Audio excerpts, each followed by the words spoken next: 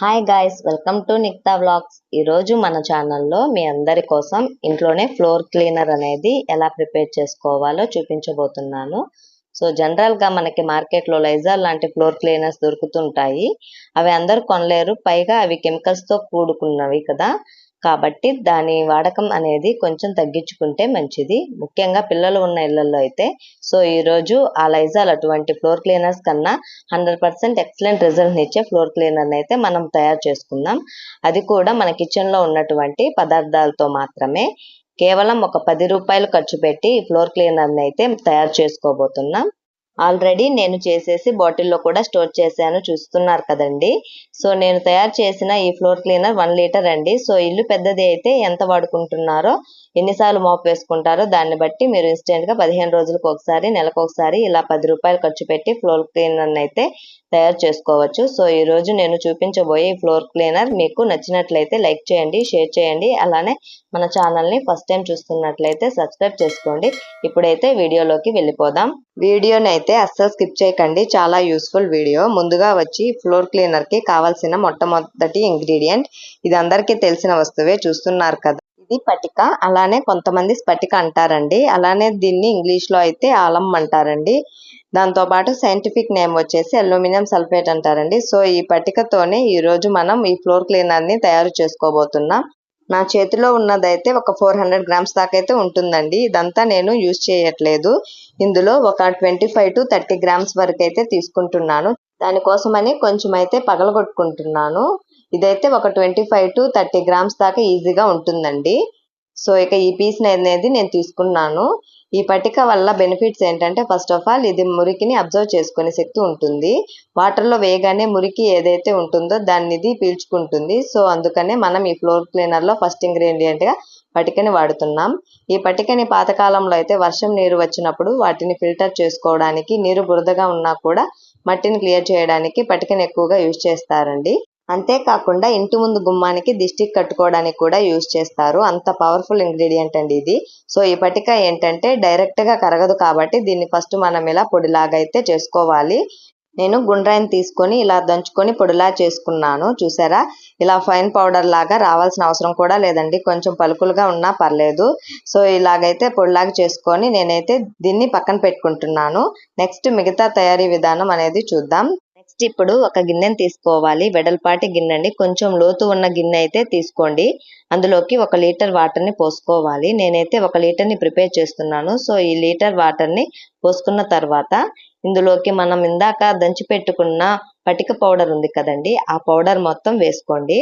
ఒక 30 గ్రామ్స్ వేసుకోండి. 1 లీటర్ వాటర్కి నేను ఒక 30 గ్రామ్స్ పౌడర్ని యూజ్ చేస్తున్నాను. మీకు కొలతల్లో చెప్పాలంటే ఒక 3 స్పూన్లు వేసుకోండి. మనం తినే సర్వింగ్ స్పూన్స్ ఉంటాయి కదండి, దాంతో అయితే 3 స్పూన్లు పడుతుంది. సో మొత్తం కూడా వేసుకొని చక్కగా ఇదంతా ఇలా కలుపుకోవాలండి. ఒక గరిటెని తీసుకొని చక్కగా కలుపుకోండి. గిన్నె అనేది కొంచెం లోతుగా తీసుకోండి. నేను 1 లీటర్కి ప్రిపేర్ చేస్తున్నాను కాబట్టి ఈ కొలతలు అనేది మీకు చెబుతున్నాను. నెక్స్ట్ దీంట్లోకి బేకింగ్ సోడా అండి, అదేనండి సోడా ఉప్పు, వంట సోడా, దోసపిండిలోకి కలుపుకుంటాం కదండి, ఆ బేకింగ్ సోడా వచ్చి 2 స్పూన్స్ తీసుకోండి. మనం తినే స్పూన్స్ ఉన్నాయి కదండి, దాంతో 2 స్పూన్స్ తీసుకున్నాను.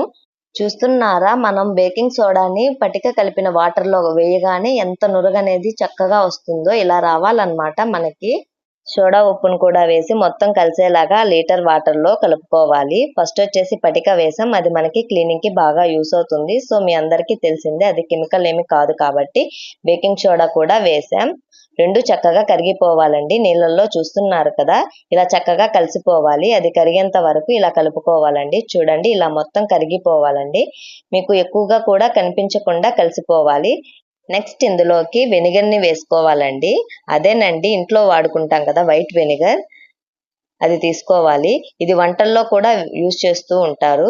ఎక్కువగా ఇది క్లీనింగ్ పర్పస్ లాగా యూస్ అవుతూ ఉంటుంది. సో దీన్ని వచ్చేసి నేను ఆ బాటిల్ మూతతోటే ఒక 3 మూతలు వేసుకుంటున్నాను, చూసారా. ఇలా 3 క్యాప్స్ని వేసుకున్నాను.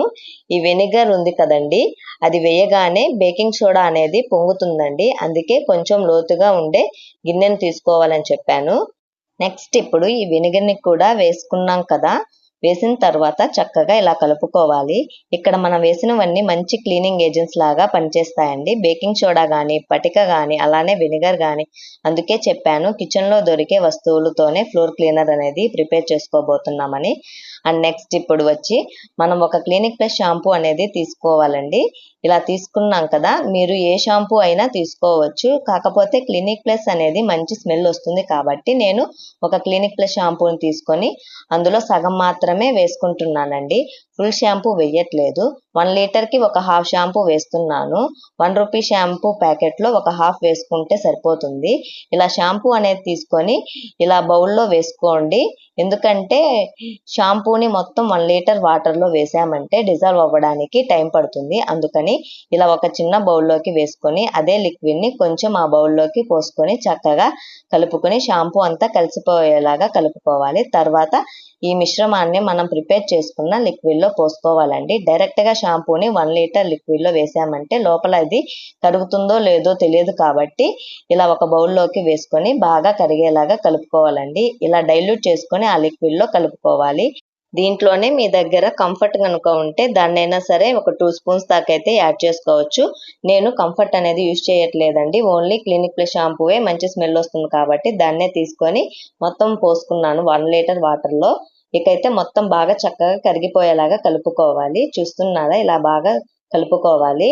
కంఫర్ట్ అనేది పూర్తిగా మీ ఆప్షనల్ అండి. ఆల్రెడీ క్లినిక్ ప్లస్ షాంపూ వేసాం కాబట్టి మంచి స్మెల్ వస్తుంది. మాప్ వేసినా ఇల్లంతా మంచి షైనీ లుక్ వస్తుంది. ఇలా కలుపుతుంటేనే మంచిగా నురగనేది వస్తుంది కదండి. అంతేనండి, మన ఫ్లోర్ క్లీనర్ అనేది రెడీ అయిపోయింది. నేను 1 లీటర్ అయితే ప్రిపేర్ చేసుకున్నాను. మా ఇంట్లో వీక్లీ ట్వైస్ మాప్ వేస్తామండి. సో ఈజీగా మనకి ఫ్లోర్ క్లీనర్ అనేది మనం ప్రిపేర్ చేసుకున్నాం కదా, ఇది మనకి 2 మంత్స్ వరకు అయితే వస్తుందండి. మనం ఎక్కువ మోతాదు అయితే తీసుకొని ఫ్లోర్ అనేది మనం మాప్ వేసుకోవాల్సిన అవసరం కూడా ఉండదు. మనం ఒక హాఫ్ బకెట్ వాటర్ తీసుకొని మాప్ అనేది వేసుకుంటూ ఉంటాం కదా, దాంట్లోకి లైజాల్ క్యాప్ ఉంటుంది కదా, ఆ మూతతో ఒక మూత వేసుకుంటే సరిపోతుందండి. మీరు మీ ఇంటిని బట్టి మీకున్న గదులను బట్టి ఈ లిక్విడ్ని అయితే యాడ్ చేసుకోవాల్సి ఉంటుందండి. ఇక మీరు ఎన్నిసార్లు మాప్ వేస్తారు అనే దాన్ని బట్టి అయితే ఈ లిక్విడ్ని ప్రిపేర్ చేసుకొని అయితే స్టోర్ పెట్టుకోవచ్చండి. అలానే దీన్ని మనం ప్రిపేర్ చేసుకొని ఫ్రిడ్జ్లో కూడా స్టోర్ చేసి పెట్టుకోవచ్చు అనమాట. అప్పటికప్పటికి యూజ్ చేసుకోవచ్చు ఎప్పుడు మాప్ వేసుకోవాలనుకుంటే అప్పుడు. దీన్ని కేవలం 10 రూపాయల ఖర్చుతోనే ఇంట్లో ఉన్న వాటితో మనం ఈజీగా ఫ్లోర్ క్లీనర్ అనేది రెడీ చేసుకున్నాం కదండి. చాలా అంటే చాలా తక్కువ కాస్ట్ కదా, లైజాల్ కంటే తక్కువ కాస్ట్. అంతేకాకుండా మంచి సువాసన కూడా వస్తుందన్నమాట ఈ ఫ్లోర్ క్లీనర్ అనేది. ఇంకా దీన్ని మీరు మాప్ వేసేటప్పుడు ఒక హాఫ్ స్పూన్ సాల్ట్ని వేసుకొని మాప్ వేసుకున్నామంటే చాలా అంటే చాలా ఎఫెక్టివ్గా పనిచేస్తుందండి. వావ్, చూసారా, ఇలా ఇంట్లోనే ఈజీగా 10 రూపీస్ కాస్ట్ తోటే ఫ్లోర్ క్లీనర్ అనేది ఎలా రెడీ చేసుకున్నామో. డెఫినెట్గా ఇది ట్రై చేయండి మీ ఇంట్లో కూడా మీరు. ఇలా ఇన్స్టెంట్గా 10 రూపీస్తో ఫ్లోర్ క్లీనర్ రెడీ అయిపోయింది. ఈ వీడియో నచ్చితే లైక్ చేసి, షేర్ చేసి, సబ్స్క్రైబ్ చేసుకోండి.